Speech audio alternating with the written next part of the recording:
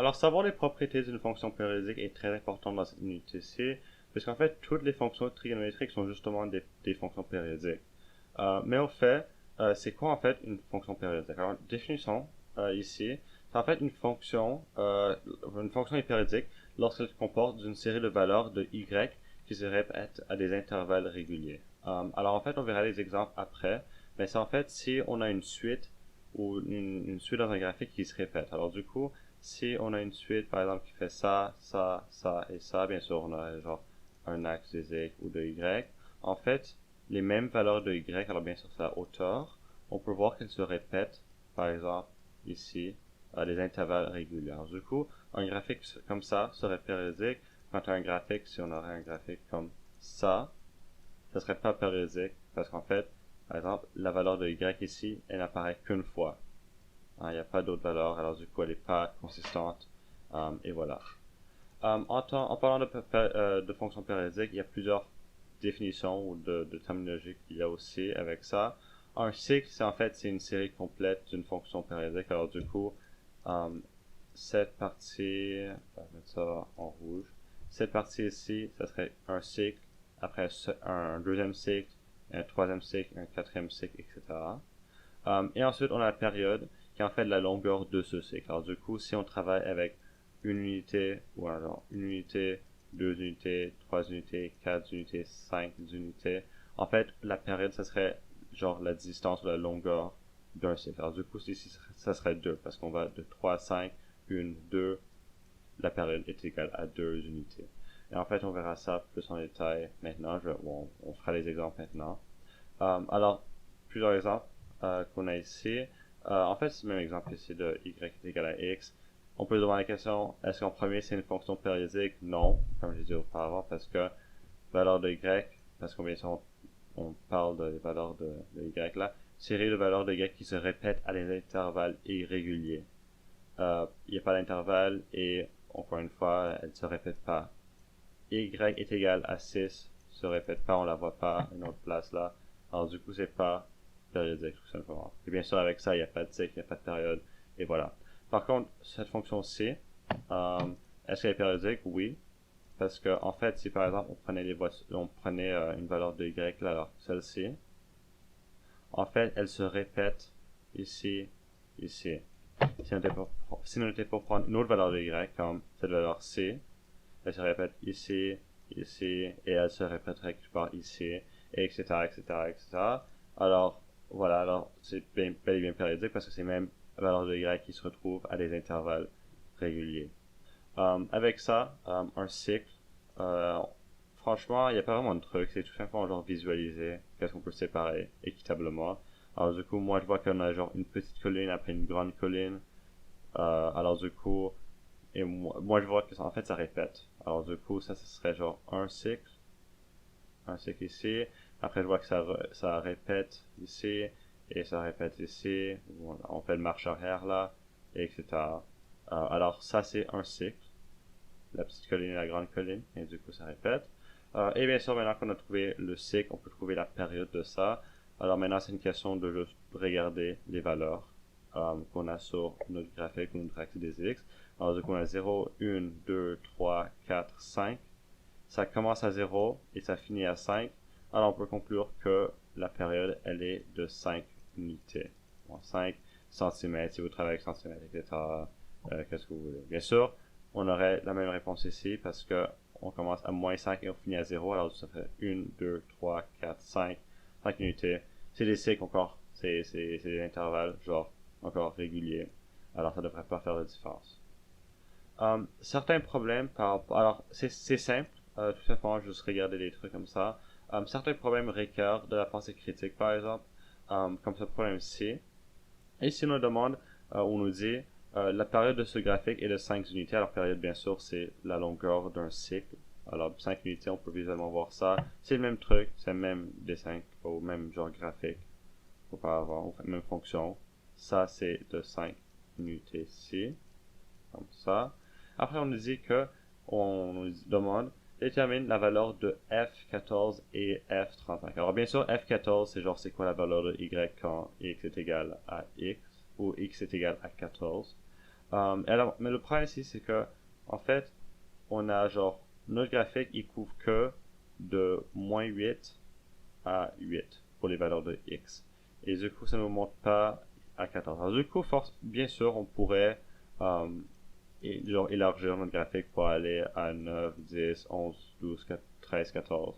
Et en fait, on pourrait juste voir la valeur d'ici. Et bien sûr, on pourrait faire ça pour 35 si on voulait vraiment.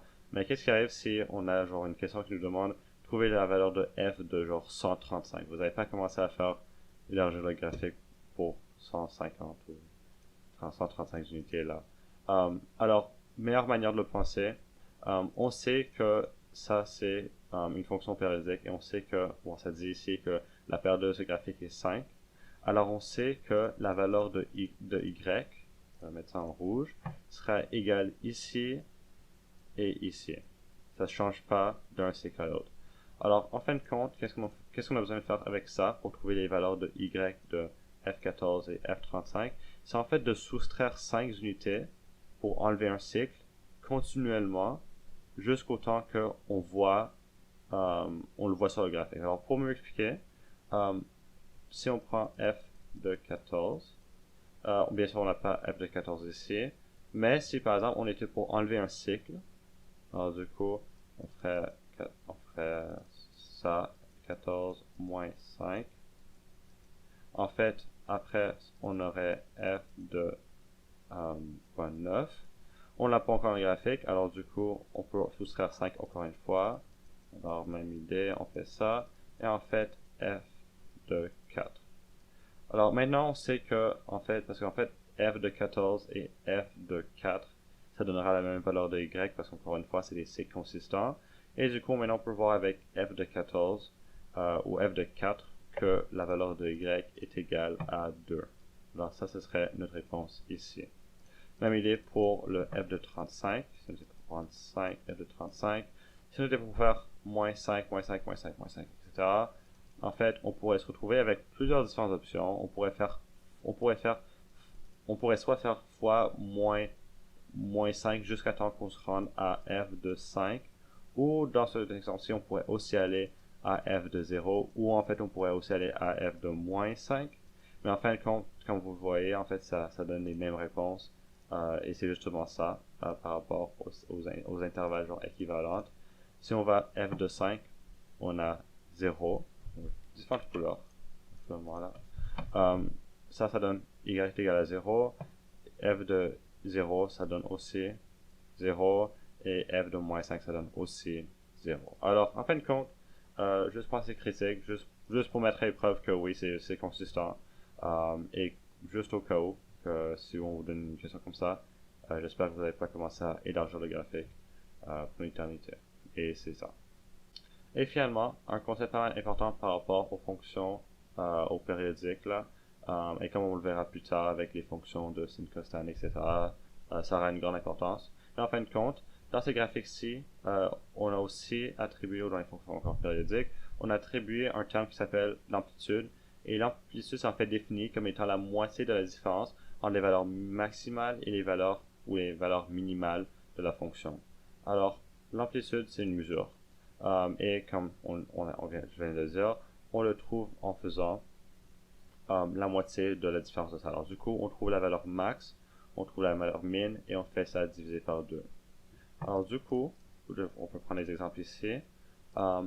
Ça, même exemple que j'ai pris auparavant, la valeur max qu'ici qu'on a, c'est en fait, c'est ça. En fait, je vais mettre en différentes couleurs. Mettre ça comme ça. Alors, valeur max, c'est y est égal à 2. Y est égal à 2. Alors, du coup, notre valeur max, il est égal à 2. Et pour notre minimum, je vais mettre en rouge, c'est ici. Alors, en fait, on a 0 comme valeur de min. Alors, du coup, on prend ces valeurs-ci, on les met dans l'équation. Alors, du coup, on a 1 sur 2. Valeur max, c'est 2 moins 0. Alors du coup, on se retrouve avec une demi fois 2. Et en fait, on fait 1. Et voilà. Alors l'amplitude de ce graphique, c'est 1. Comment on peut le visualiser un peu, c'est genre, parce que ici, on a genre une hauteur de 2 un peu, alors du coup on prend la moitié, ça nous donne 1. Bof, amplitude c'est ça. Bref, c'est une mesure qu'on utilise quoi. Même exemple avec ça, avec un graphique comme ça. Valeur de max, on peut voir ici, c'est 0. Valeur de min, ça. Valeur de min, on est à moins 4 ici. Et ensuite, même si on travaille avec des valeurs dans le négatif, ça fonctionne encore. L'équation marche toujours. 1 divisé par 2, valeur max c'est 0, moins la valeur de min qui est moins 4, alors du coup on fait moins 4. On sait que moins ça fait plus, alors du coup on fait 1 divisé par 2, 0 plus 4, alors du coup ça devient 4, et ça devient amplitude est égal à 2. Alors ça c'est 2, ça fait du sens parce que ça c'est plus, en fait ça c'est 2 fois plus d'amplitude que ça. Vous pourrez essayer là, mais en fin de compte, terme très simple. Et merci.